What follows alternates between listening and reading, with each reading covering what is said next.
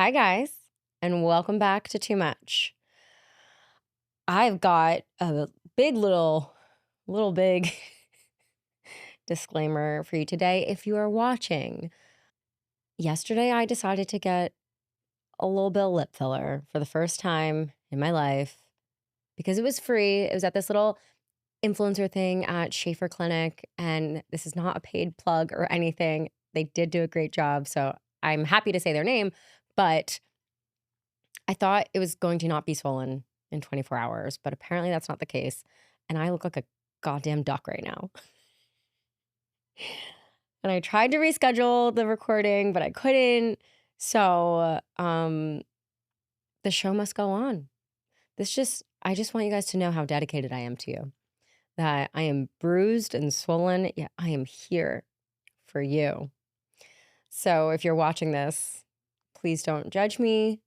And for all the TikToks that come from this episode, I mean, just Lord have mercy on me in the comment section. I know it's going to happen anyway. Maybe it's all in my head. I don't know, but I'm not used to not seeing my lip disappear every time I smile, and it's freaking me out. This could be the first and last time I get my lip done. Also, this has nothing to do with like me being in my single era now and like going to get my lip done or whatever. Um, I had it scheduled already and it was free. So why not? Yeah, probably didn't have to mention any of this, but I'm all about transparency here. So, life updates. I've officially moved into my apartment. I still have absolutely no furniture because I've been waiting for these Black Friday sales to start. And like Amazon Black Friday sale is starting tomorrow. So I haven't ordered any furniture. So I've been literally living with my bed on the ground, my shit everywhere. I'm just like pulling out the first shirt and pants I see. It's a struggle, but it's been good. Life's been good. You know, I received a bit of feedback after the breakup episode from some people, and even on the boundaries episode last week, saying you shouldn't be dating yet, and that I should be grieving this, and that I should be sitting in my feelings. And to that, I say to each their own. I would not advise someone to do that, and I also would not advise them against it. But you got to go with your feelings and your gut. And now, 2.5 weeks off of this breakup, like, I feel really good. And I actually feel very guilty about feeling really good because I'm like, it was a 2-year relationship. We thought we were going to get married. We were living together. Like, why do I feel so okay? And I think it's just because A, I had been processing it for, a month and a half already. But B, I am really, really, really excited about this uncertainty that I'm stepping into and where my career is going. And I'm sorry if that's selfish. I'm sorry if that's wrong. And I'm sorry if it hurts his feelings. But I, like, it's whatever. I don't know. So, back on the apps, maybe made out with someone on Saturday. Maybe I'll deny it in court, but things are going well. Also, like, kind of gonna start exploring the reality TV world, maybe. I told my agent that I would be open to it. So if you guys agree, go nominate me. Go tell Summer House. Get Emma Clipstein on. Okay, that's it. That's all my catch up. I'm done ranting now. Today we are doing a Q&A because I haven't done one in a while. You guys sent in a ton of questions this week, actually, which was amazing. So all the questions are fresh and they're not ones that I'm pulling from the archive. So let's just get right into those. And as you guys know, all Q&As, there's no rhyme or reason, there's no theme. Everything's off the cuff. I just pull the questions from Instagram and read them here. So let's go down the rabbit hole, shall we? Oh, this is a juicy one for the first one. How to stay positive in dating while you're chronically the single friend. First of all, this was always me before Mr. Right Then. And it's me again now.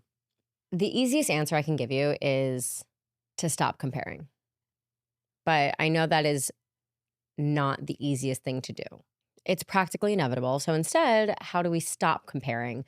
And I've said this before, everyone's metric of success and metric of growth is completely different. It's unique to every person.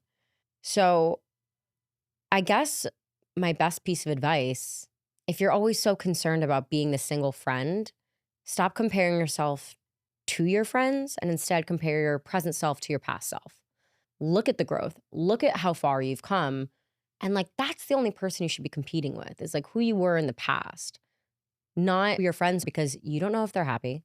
You don't know what's going on behind closed doors. Comparison is the thief of joy. And there's nothing wrong with being single.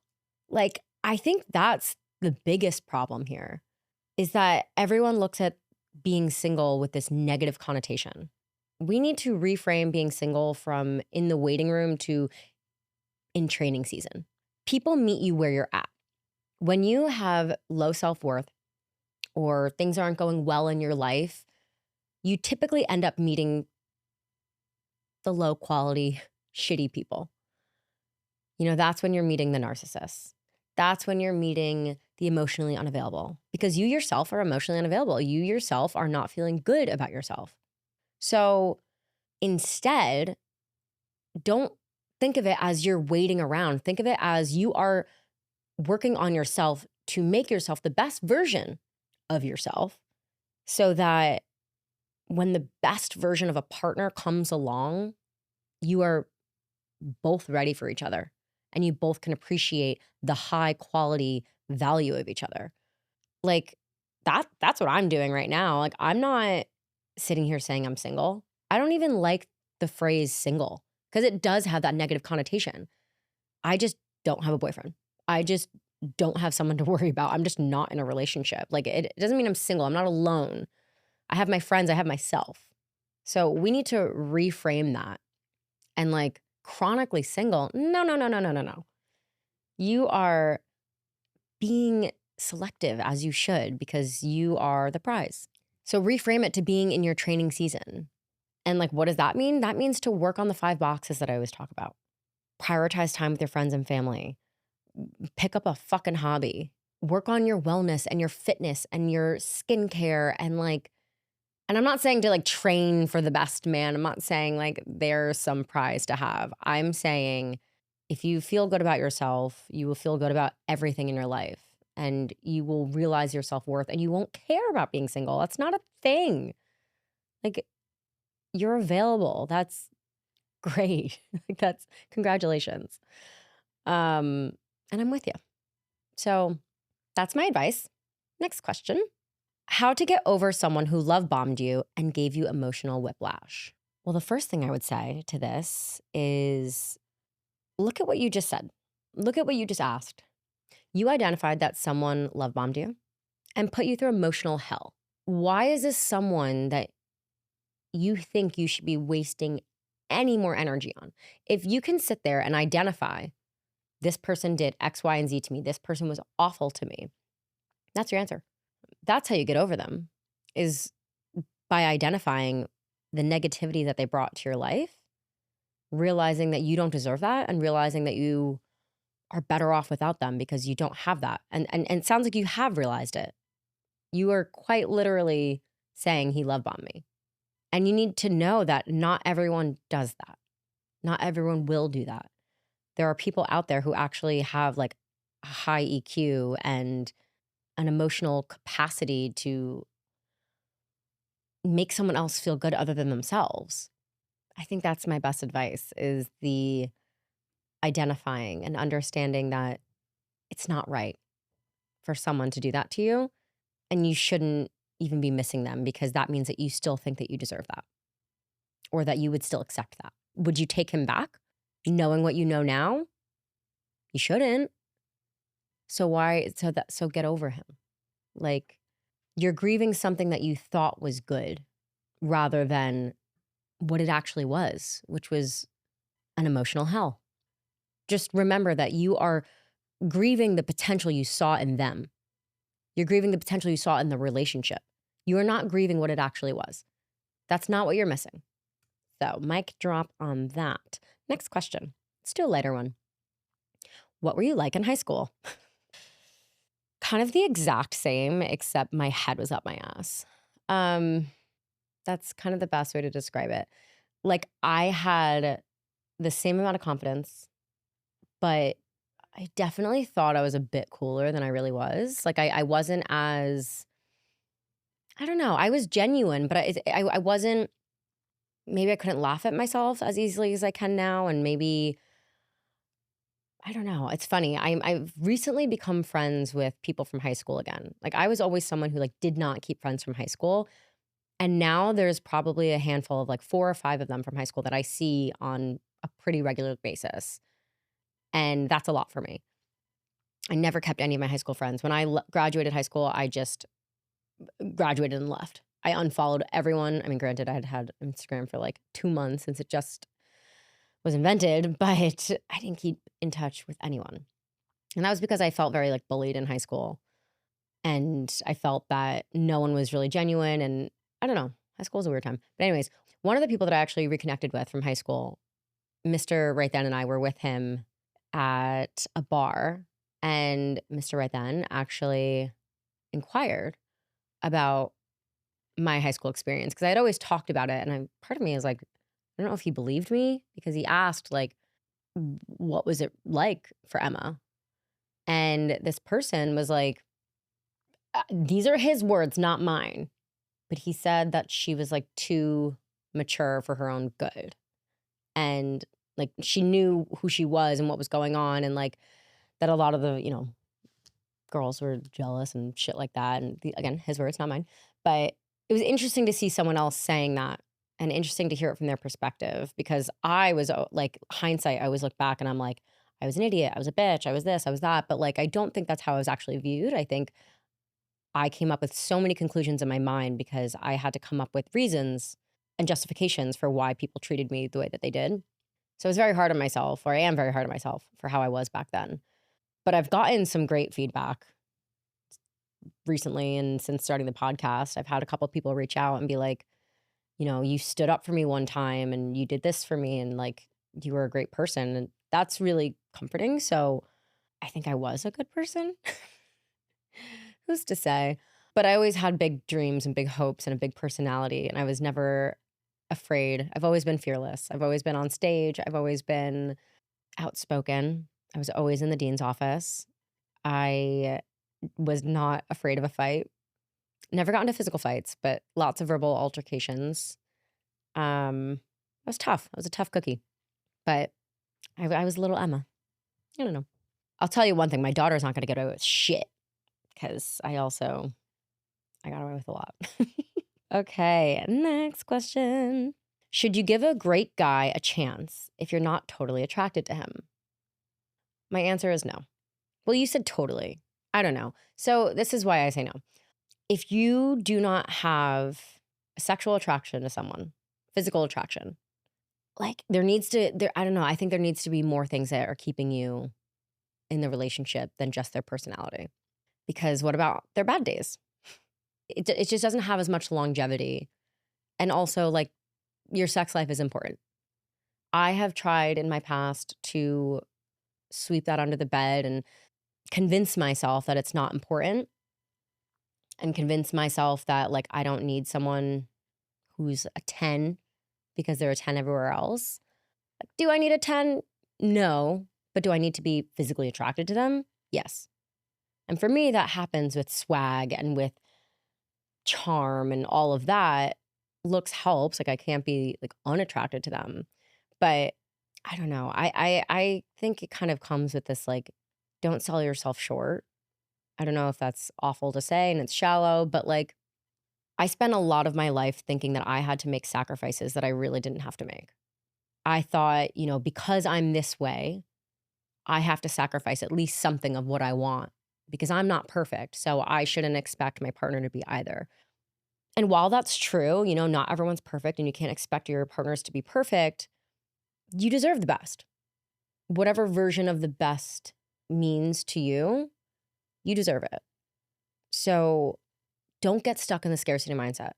Don't get stuck in this idea of I have to settle, I have to take what's in front of me because what if I don't get something else? If you're not attracted to this person, don't be with him. Go find someone who's great and you're attracted to. Think about your non-negotiables. Think about what actually makes you feel good. And you should want to jump their bones.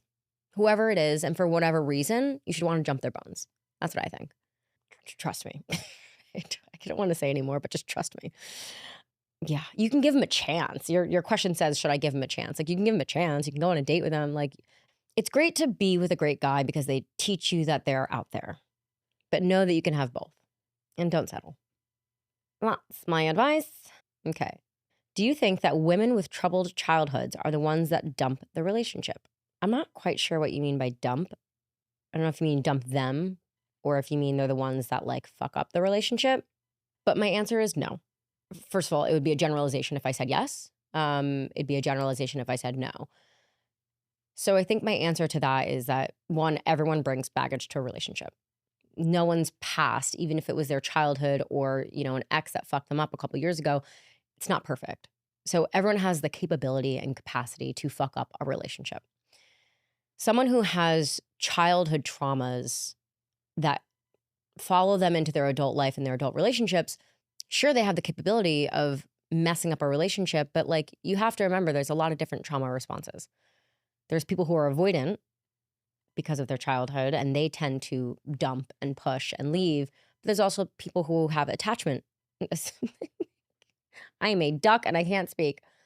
Oh my God, I'm like lisping. Fuck my life. Hope I'm not bruised too. I can't even see. But anyways, there are also people who have anxious attachment styles because of their childhood.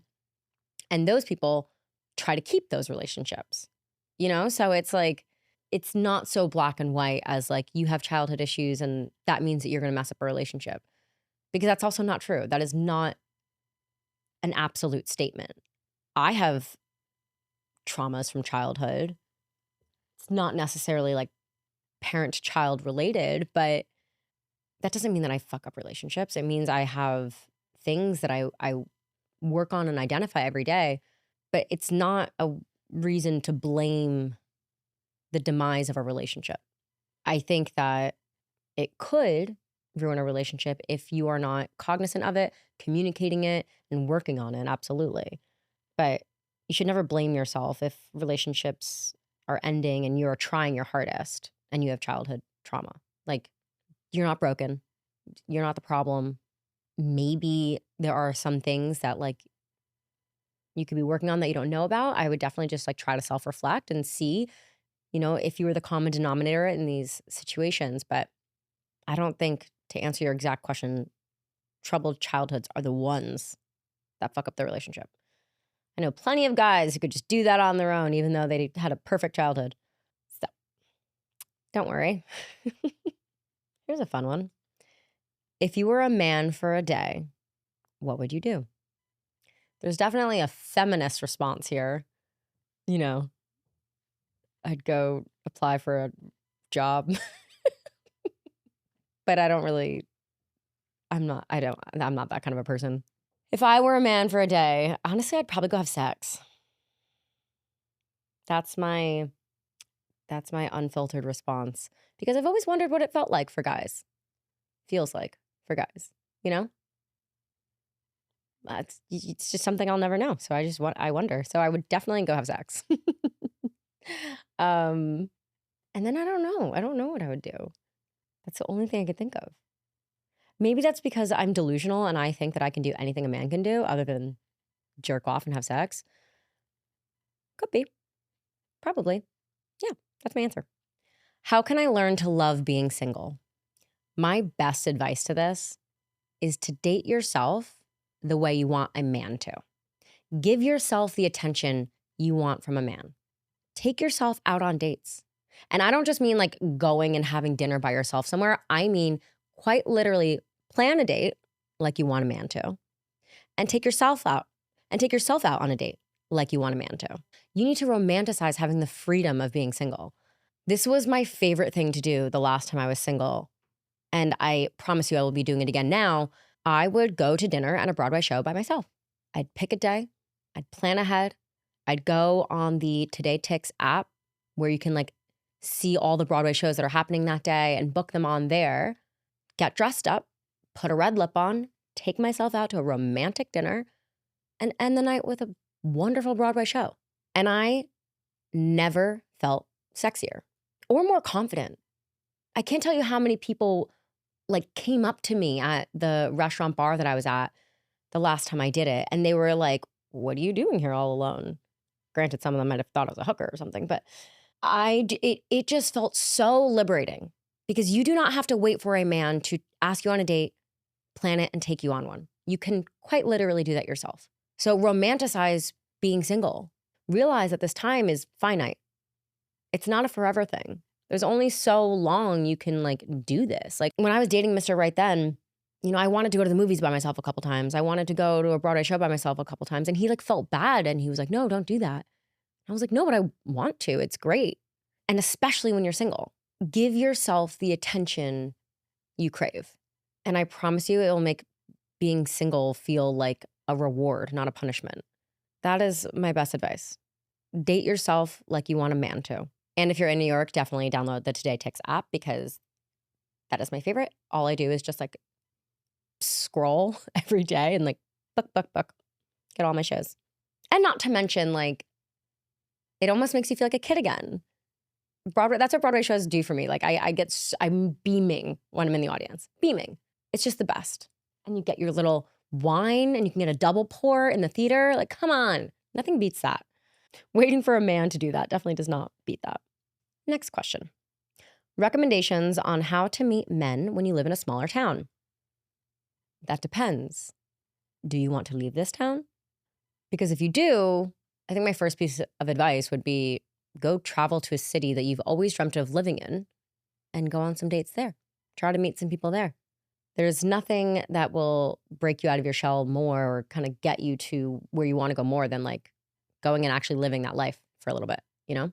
But if that's not what you're asking here and you want to stay in your town, which is totally fine, to each their own, kind of the same thing as the last one. Like if you're not on the apps, if you don't like apps, because that's the obvious answer, like go on apps. But if you're not into them, go outside, touch grass, take yourself on dates. I was just saying this to someone the other day. There's almost something magnetic about being alone in a public place, looking good and doing your own thing that just draws people in to come up to you and talk to you because it's really intriguing. Like, why are you alone? What are you doing? It's like seeing a dog walk on their hind legs, especially sometimes when you're out with a friend. I personally feel like it's almost more intimidating to go up to a woman, especially if she's with her friends, because the mindset is like, well, they look busy. They don't look like they want to talk. The other one's wearing an engagement ring. I don't know if I should. Like, it's just, you're not as approachable because you almost have like blockers up. I'm not saying to not go out with your friends, but I'm just saying like, that's why half the time a guy will come up to you when you're walking to the bathroom. Or the second your friend goes to the bathroom and you're alone at the bar, that's when they come in because they're intimidated by the audience. So I would say try to go places by yourself. If it's a cafe, if it's a restaurant, if it's a park, just get out there. Also, like if there's any groups, pottery classes, you know, pasta making classes, book clubs, go where your interests are. And hopefully you'll find people who have the same interests who are there and that you already have a, you know, conversation starter, common ground. And then another way, actually, I don't know what age you are or profession you have, but I met so many people in my part-time jobs. I sometimes was in a low income job, or if I was fun employed and I was working at like Rumble, or I was working at a bar in New York City, or I was working as a hostess, also in New York City at Tao, represent. And I met so many people. There's something about like the hospitality industry that like everyone just bonds. And, you know, I dated a guy that I worked with at a bar. I don't know if I was supposed to, but I did. We didn't like actually date. We just like would talk. We still kind of talk. Not really. Not really. We just kept in touch. Anyways. Wow, I'm just gonna dig myself holes every week, aren't I now? So yeah, those are my 3 tips. Get out there, go join a group, maybe pick up a part-time job, even if you don't need the money. It's just a great way to meet people. If you like animals, go volunteer at an animal shelter. Stuff like that. Okay, next question. Ooh, this is a biggie for me. How to know your self-worth and stick to it. I would say the first step to this is to be a person you're proud of. Self-worth can kind of be synonymous or interchangeable with confidence. It's not, because confidence can be faked, and self-worth really can't. But someone could sit there and be like, I know my self-worth. And it's like, if you did, then you wouldn't be asking. So what do you find worthy? Who would make you proud to be? Who would make it so anything, anyone you encounter could not shake the foundation that you've built? Because once you have this sense of self-worth that is so solid and strong, you truly become indestructible. So you wouldn't be questioning, you can't just like fake self-worth. You can't just like go out to the store and buy it. You have to become a person that you find of high value, high quality, proud of. Look at who you admire. How do you feel on your best days? Take all of those qualities and don't accept anything less than that for yourself. Hold yourself accountable. I think for me, it started when I stopped centering my life around men and spent time by myself, because I realized like, oh, you're smart. You have a lot going for you and you have a big heart. And I became this person that I was really, really, really proud of. And I know that I have qualities that anyone would be lucky to be a partner of. So therefore, when things happen, like, my recent breakup, it was kind of like, that's okay. If you don't want me, there's 8 billion people in this world, and I know that I have something worth offering. So it doesn't matter. Anything that comes my way, it just doesn't matter, because I'll be fine because I have myself. I think that's kind of how you start to work on your self-worth. Become someone you are proud of. When you're looking for this right person, what does that person look like to you? Because like I said, people meet you where you're at. So if you want the right person, you have to become the right person. Spend time alone. Realize that you can, because people are competing with your solitude. They are not competing with other people at that point. And how do you stick to it? Boundaries. That is where you set your boundaries. If you don't self-abandon and disregard your boundaries, then there's no way your self-worth will ever go away. This is your, I know everyone says like your body's a temple, like this, who you are, is all you have at the end of the day. So make it a good place to live. Make it a good place to come home to. Get rid of all the negative self-talk.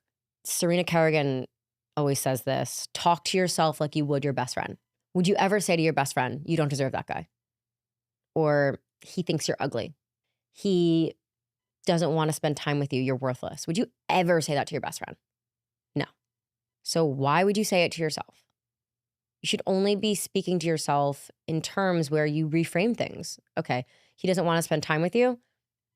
That's probably because he is more suited with a person that is a little more boring. Or he didn't call you. That's not because you're worthless. That's because he's emotionally unavailable, or because, and I'm not saying to place blame everywhere else. I know taking accountability is really important. But when it comes to reframing just negative self-talk of you being hard on yourself for not getting the things that you wanted, that's not the same thing as taking accountability. You need to reframe all of this. Like, I met a guy on Saturday. I have not spoken to him since Saturday. Has it crossed my mind? Yes. But I'm like, it's not taking away from my day. It's not taking away from who I am. He just didn't text me. Like, whatever. You got to be secure in yourself. Don't rely on other people for your primary source of happiness, security, stability. You need to provide that for yourself. You need to be able to. And if you don't, work on it. Don't let other people be that source, because you can't really count on people to always be there for you, unfortunately.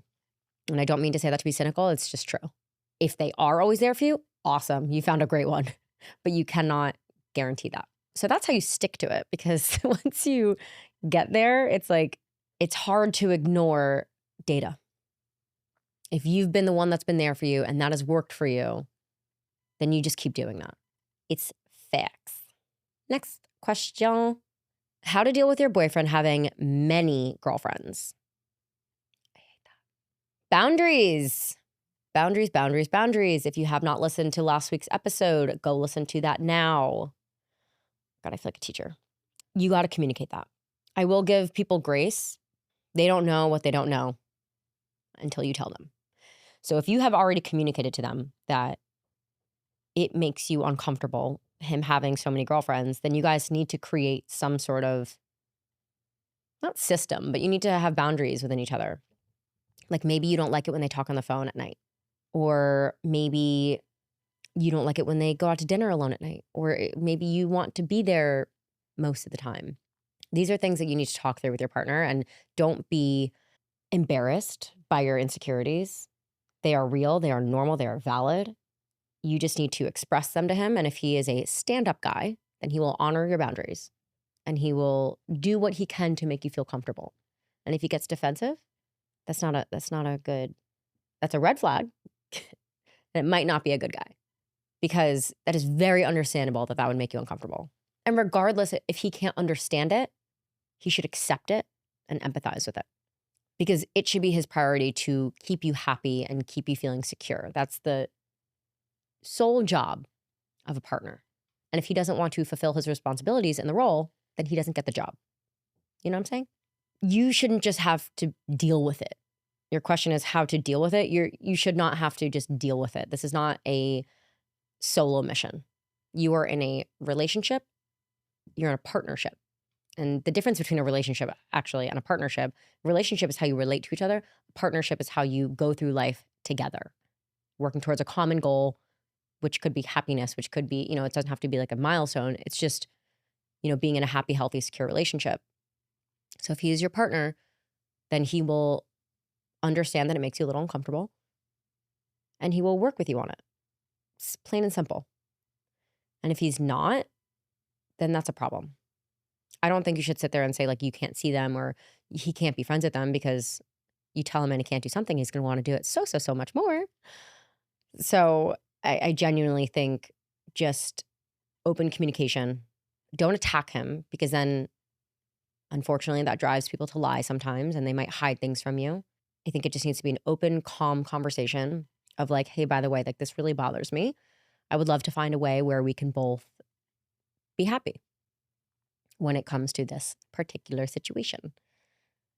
Because they are his friends. I've seen it before where guys have platonic girlfriends. Like, they are the ones at the end of the day who will be whispering in his ear about things. That's just the nature of women and their male best friends. Like, if you do something that they find fishy or make him upset, like, they will be the first ones typically to take his side, bash you. It's like, keep your friends close, but your enemies closer. Again, not to be so cynical, but I've been around the block a few times, guys. Try to befriend them, because it'll only bode well for you if you are friends with your boyfriend's girlfriends. It's just the way the cookie crumbles. Last question. How to stop missing someone? Unfortunately, time heals all. What I want to say to you is just get over it. But as I've been learning, and I've always known, but especially now with the podcast, as I'm just spewing my one-sided opinion out into the world, is that I function a little bit differently than other people, and I'm very hard on myself.